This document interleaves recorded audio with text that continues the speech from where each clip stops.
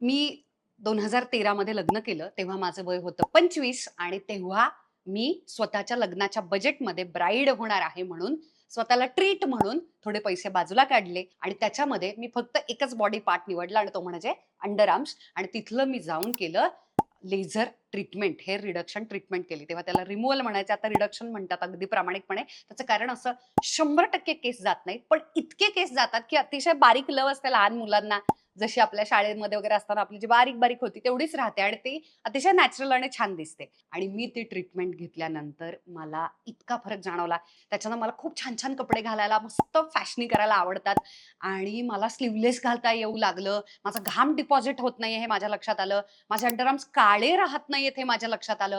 मला तिथली स्वच्छता ठेवता येते हे माझ्या लक्षात आलं आणि मला सतत तो विचार करावा लागत नाहीये, की मग मी आता शेव्हिंग तरी करू का? किंवा एवढे-एवढेसे केस वाढलेले असताना पार्लरमध्ये जाऊन सटासट बारीक हेअर ग्रोथ वरती ऑफकोर्स करायचं नसतं. आपल्या सगळ्यांना माहिती आहे मी वॅक्सिंग केलेलं आहे. जेव्हा आम्ही अंडर आर्म्सचं केलं आणि तेव्हा मला त्याची ताकद कळली आणि माझ्या लक्षात आलं, प्रत्येकानं स्वतःचे थोडंसं सेव्हिंग करावं, बाजूला सारावेत आणि लेझर हेअर रिडक्शन ही ट्रीटमेंट घ्यावी.